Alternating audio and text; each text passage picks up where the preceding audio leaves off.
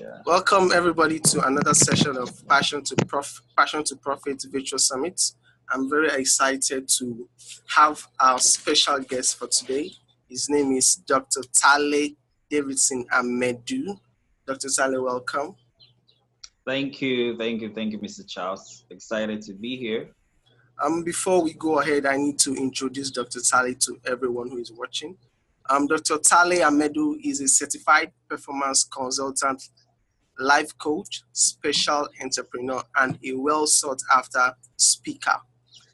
Lead catalyst at Life Impact Dimensions and Consulting Institute, specialized in human capital development, founder of Premium Genius brand, and online offline community where he connects with other leaders to help them realize, organize, optimize, and monetize their multi-talents.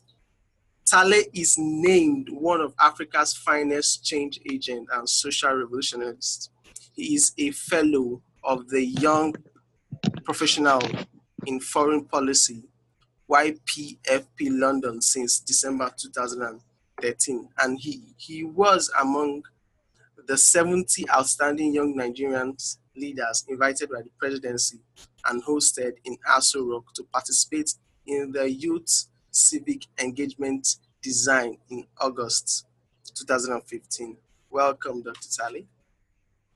Thank you once again. Yeah, it's great to have you on our Visual Summit. Yeah. Thank you for inviting me. You're welcome.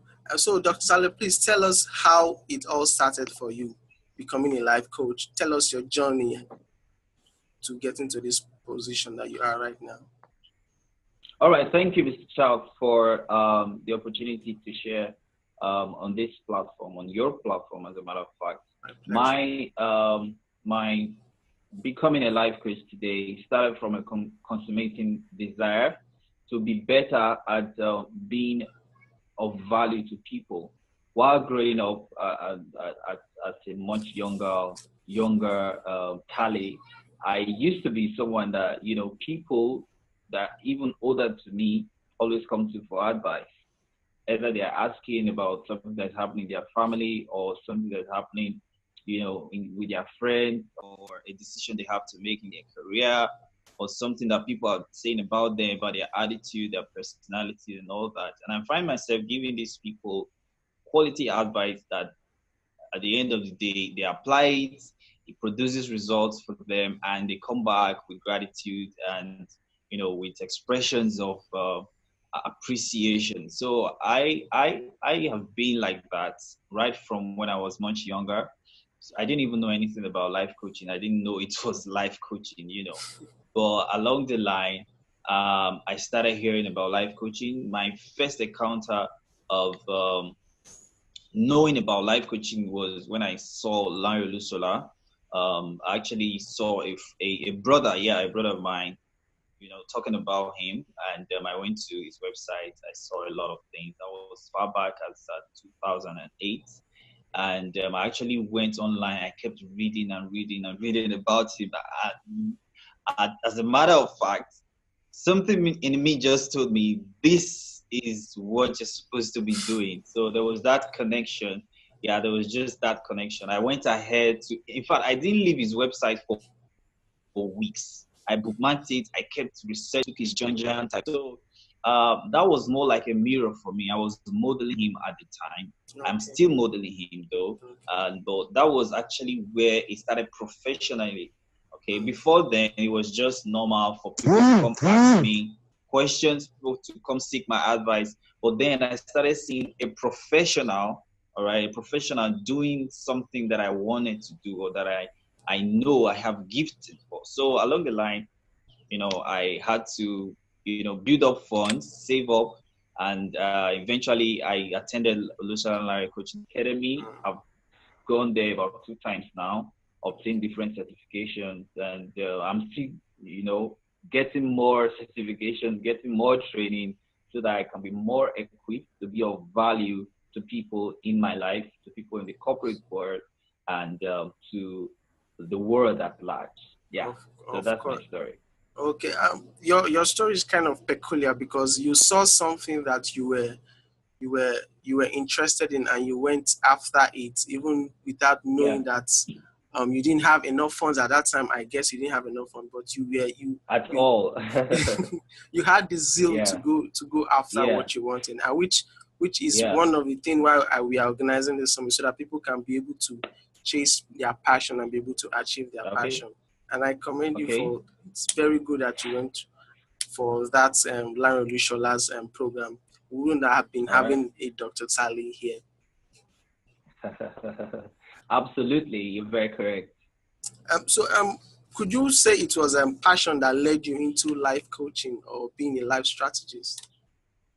Well, I would say a bit of passion, and on the flip side, I would say is the fact that there was a demand. It's not just a passion, because when you Okay. have passion for something, there is no demand um, for the thing that you have passion to do, or for the things that you're having passion to do, or for the things that a consummating passion in your heart, there is no demand for it. Then it's an empty passion. So there was passion to be a life coach, to affect people, and there was a demand. So I always have this request, I always have this demand from people to learn from me, to know a lot of things. Sometimes they even read books, they don't understand it, and I, I find out that, so we can even read, some people in my circle, we can read the same book, and even if it's just a page I read, I'll be able to interpret, in 6 hours, just what I read in that page, that I'll be able to bring out depth of knowledge that they did not see from that book. So it was just a gift and talent, and I saw that passion, and I knew that there was a demand, all right, All for that right. value that is wrapped up in that passion. So that was why I went for it. So it was not just all passion, it was passion mixed with a need that the passion could meet. Yeah. Okay, that means what you're saying is that for you to be able to chase your passion, there must be a correlating demand. Very well, because passion can burn out along the Okay. line. If it's just an ordinary passion, because there's a visionary passion, there's the ordinary passion. If it's just the ordinary passion where there is no commensurate demand for the value that that passion brings to the table, you're going to be frustrated. You're going to be frustrated. You're going to really, really be frustrated. I have to emphasize that. Yeah. Okay, thank you for clarifying that for us. So there must be an Thank you. equal correlation for your passion. So please Yeah. tell us, since our summit is about passion, how to discover your passion. Could you please tell All right. us the steps we can take to actually discover our purpose and passion? Okay. Well, that's a whole lot. Now, I'm going to try to break it down. Okay. I'm going to try to break it down. First of all, one thing that we all must understand is that um, there are two different kinds of passion. There is the ordinary passion, which is just an ordinary wish, a mere imagination of the heart. Your heart is gravitating towards something, or your heart is yearning for something, without you having the capacity to deliver in that direction, or to deliver in that faculty, if I may say. But the other kind of passion is when you're not just gravitating towards something. Your heart is not just yearning towards something. You have a consummating passion, yes, and then you have a corresponding capacity. All right, whether it's a talent, whether it's an ability, whether it's a unique gifting, whether it's a creative ability, whether it's a unique strength or a skill, all right, that can deliver tangible value in that direction. All right, so that's what we must understand. So while discovering our purpose, we should know these two things. All right, I call it my tag and swap theory. I'll say it again, my tag and swap theory. Tag is the acronym for talent, is my acronym for talent, abilities, gifts, and skills. All right, and then swap is my acronym for strength, weaknesses, affinities, and passion. Okay. Other people may have their 101, 101 tips or 10 steps or 7 pillars. You may even have yours, but this is my own theory that I've used to help myself and help hundreds of clients across different, continents, and help thousands of youths to discover their passion and their purpose and even their career. So I'm going to share it with you. All right. So the tag is you getting to know first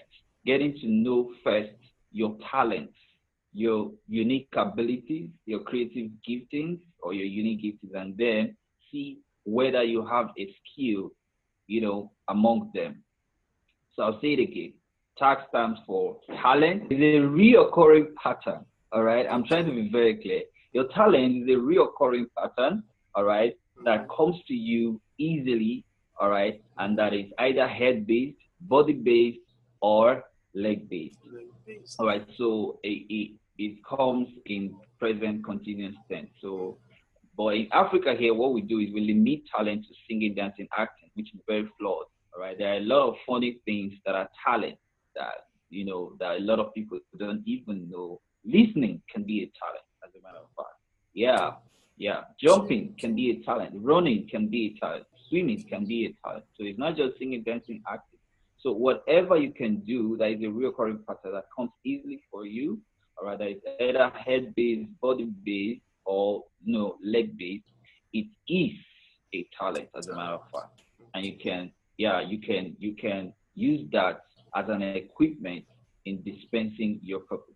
All right. So your creative abilities are also there. It could be an ability to lead, could be an ability to make music, could be an ability to manage pressure, could be an ability to create new things, could be an ability to sustain change. There are different abilities that we can't exactly call talent, but they are just creative abilities. And then we have gifts.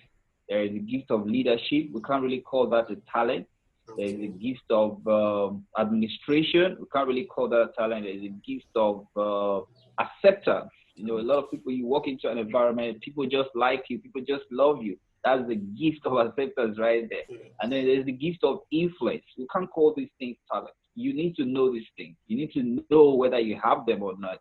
You need to know the talent you have, the unique abilities you have, and the unique giftings you have. All these are equipment. It's like a farmer who has his cutlass and his hoe and goes to farm with the purpose of, cultivating crops and growing crops and harvesting crops. Now, all these are equipment gifts given to you by your creator, by your manufacturer. All right. So your tags are the equipment your manufacturer, your creator gave to you to dispense purpose, whether it's a talent, whether it's a unique ability, whether it's a creative gifting. They are the equipment your creator gave to you to dispense purpose. Now, I told you it was a tag. It's called my tag and swap theory. I've explained what tag is: talent, ability, gift. Now, the swap stands for strength, weaknesses, affinities, and passion. Now, a very good way to understand what your strength is not to try to get confused with the dictionary meaning or definition. It's just to ask yourself a simple question, all right? A very simple question. What can you do that if 10 other people do, you will come out between first and third best? I'll say it again. What can you do that if 10 other people do, you will come out between first and third best? Now that's the strength. You don't need to argue. You don't need to get confused. Once you get this question answered sincerely, then you can identify your strength. Weaknesses. What can you do that if 10 other people do, you won't come out between first and seventh best? You probably come out between 8, 9, 10, 11, etc. Now that's not a strength.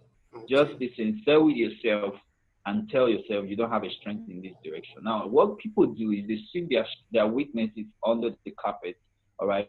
But I don't advise that as a coach. As a matter of fact, it's very good for you to recognize your weaknesses, because your weaknesses redirect you from the wrong path to the right path. So it tells you, hey, Charles, you don't have a ministry in this direction. Not go try it.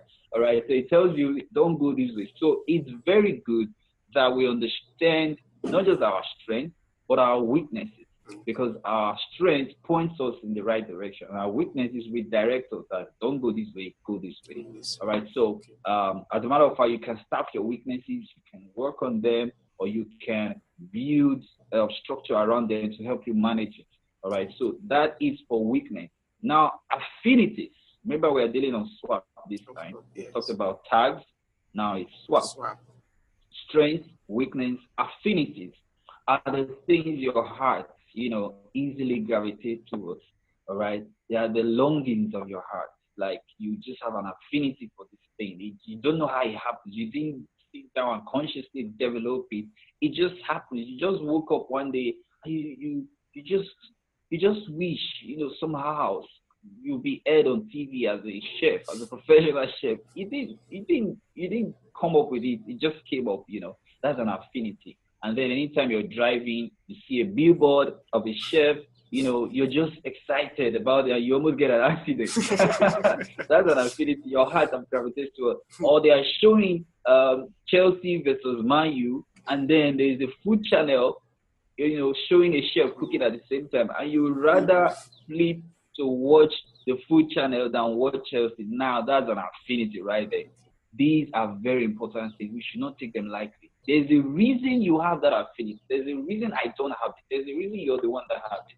I'm just trying to make a very, very pragmatic illustration. I know my viewers will understand what I mean. So there are other examples we can give, but this is a typical example. So that affinity right there is a pointer to your purpose. All right. Now the last thing in the swap is the P, which is passion. All right. So I would stress this again. It's not just the ordinary wish, it's the visionary wish. It's where you see yourself beyond the thoughts of how I wish I can achieve this, or how I wish I can be a life coach, or how I wish I can be an aeronautical engineer. And then you make a commitment. It's not just an ordinary wish, it's a visionary wish. You've seen yourself in that future. You've pictured it. You've had a mental photograph of the there. You now have the here of the there.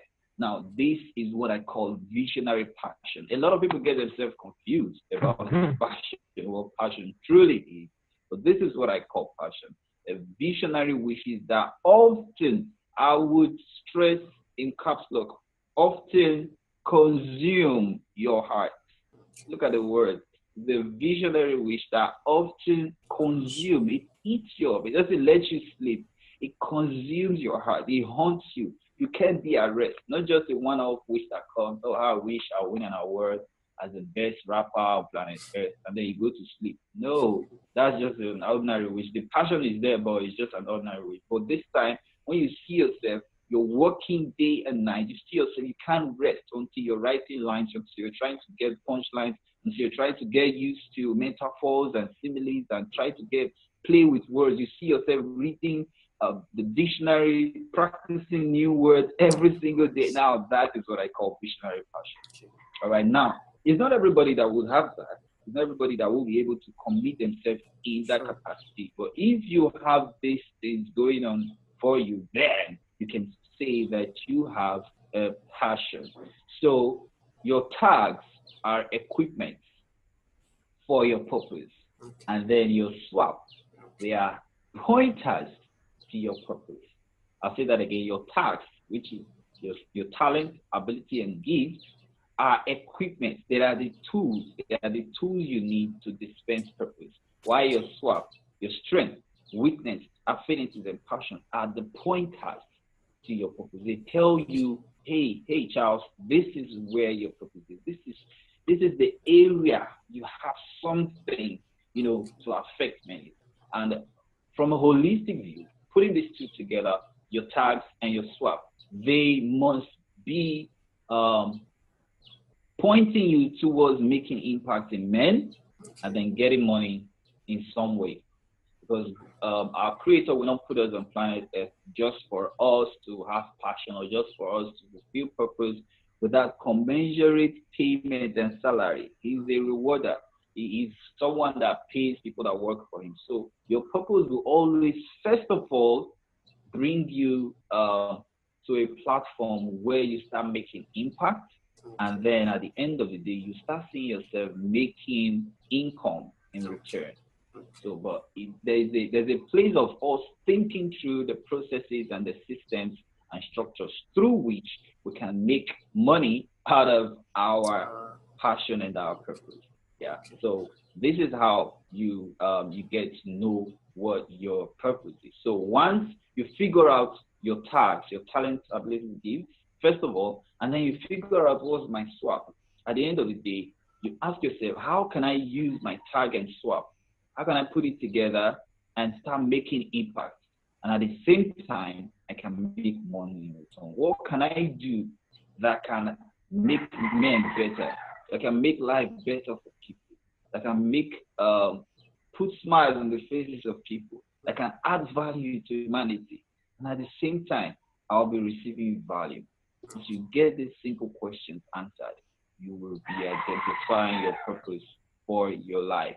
All right, so it's very easy. I don't want to start using big grammars and dictionary meanings. Oh, we've read books, and sometimes those things get confusing. Of So course. in my coaching, I try to break down my definitions and my descriptions in my teaching so that people can really understand. But I believe that if you follow these simple steps, you won't have any issue. Once you identify your task, you identify your swap, you will just know the direction you have it for. Yeah, thank you very much. Oh, whoa, that was mind blowing and full of content. Thank you, Mr. Talle, Yeah, for helping us thank you. distill how to do that. Um, I, Yeah, with everything you have said, I figured out a few things. That means we shouldn't first figure out what our purpose is, but first what our talent and our passion is. Is that correct? yes, very, very correct. Very, very correct. It's like you just trying to figure out, you know, you just trying to cook food Okay. without first of all sitting down to think about the ingredients that are used to cook the food. All right, and who is gonna eat this food? Is it good for um, asthmatic patients? Is it good for asthma patients? Who is this food gonna help? You have to first of all look at all these things before you can identify, what the food, what the meal will be used for. All Okay. right. So instead of looking at your kitchen and saying, "Hey, I have Maggi, I have curry, I have salt, I have thyme," so rejoicing in those ingredients, what you should be saying is, "What food do I want to cook with this? What can I Okay. cook?" So in a kitchen, I'll give another illustration. In a kitchen where there are ingredients and raw food, the ingredients are your tags, are the Okay. are the in, the things you need. All right. While the food, all right, is the passion that you have. Okay. And Okay. then the people that will eat the food are the citizens of your brand, are the people in your world, the people that are connected to you, tied to your loins, the people you've been sent to, and the people you've been sent with. All right. Okay. And cooking the food and serving it for them, whether it's breakfast, lunch, or dinner, is the purpose for those ingredients and the raw food at that Okay. particular time. Okay. So it's a very simple thing. Yeah. Hmm. Okay, thank you very much for clearing that. That means we should first of all figure out what our talent and our passion is before trying to Yeah. discover our purpose. That's a new one. I didn't even know that before. For me, I was Purpose. cracking my Yeah. cracking my brain on what my passion is, what my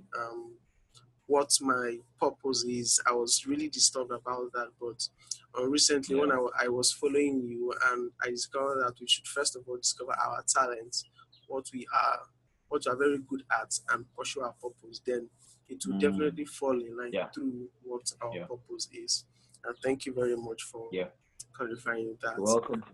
You're Um, welcome. You're okay. welcome. Before we sign out, Yeah. could you please tell us, for those who are out there, all those young adults Okay. who are finding All right. difficult to discover their purpose or find their talent or find their passion, what advice do you have for them to put them in the right direction? All right. Thank you. First of all, I would say that you swim in the pool of your many potentials. All right. Okay. I find out that a lot of people, one of the things that hinder them from, finding clarity on time is the fact that they wake up today, they wanna be a chef. They probably wake up next week and they want to become a professional photographer. And they wake up the next week after, they want to become a model.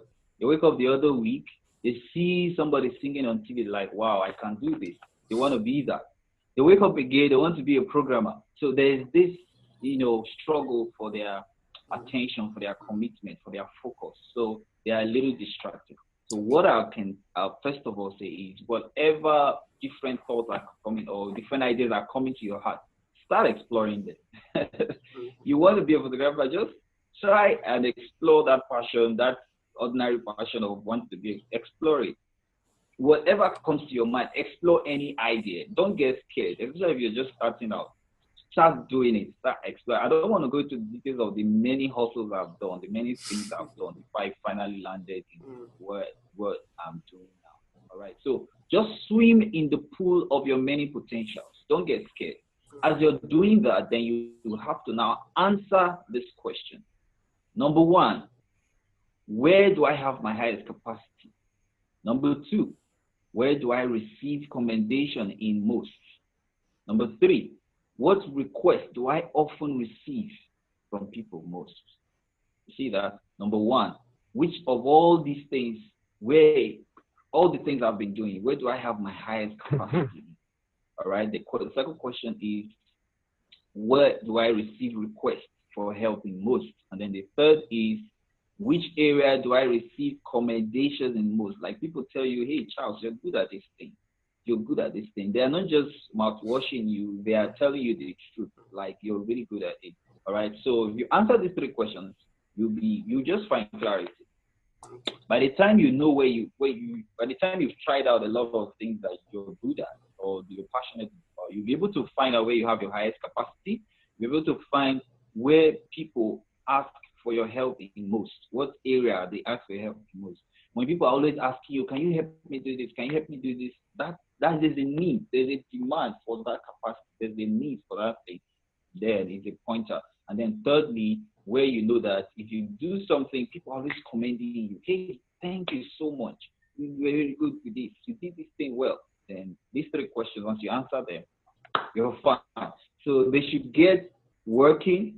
They should know, because clarity is found in doing things. You don't just sit down and wish for clarity to come. No matter how a coach tries to help you, you've got to also help yourself. So start making your life count. Start serving. Start doing things. Volunteer for things.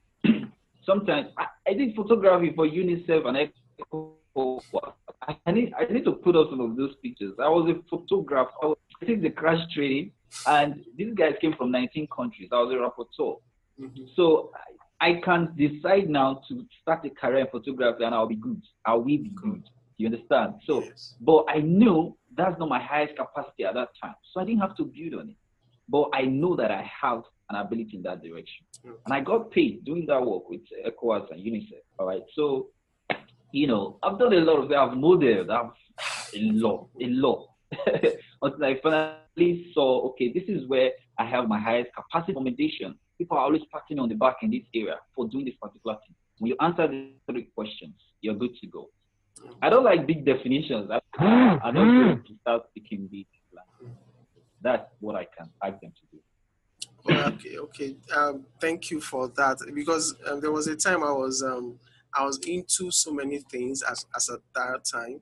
I was into football. Right. I was into football, table tennis, singing, acting, and all that. And everything kept pushing me, and I didn't quite see that light that was calling my attention. Although I had a flame, but I didn't really quite notice it until when I entered into the tertiary institution, where it was now I started fully exploring. I found out that I was good at this. I was like, people were calling me left, right, and center. I was like, Charles, do this one, do this for me, do this out. That's it. So that's why I just decided to, let me go full potential art, and this is where I can do things without really necessarily knowing that I'm doing anything so that it's tedious. Thank you, Mr. Talle, for your time. We really appreciate you for having me on this session. I'm sure welcome. I'm sure that our audience will truly relish this interview that we've done with you. Thank you very much. Thank you. You're welcome, bro. Thanks a lot. Okay. This has been another session of Passion to Profits. We thank you for your time, and we'll see you at the next episode. Thank you.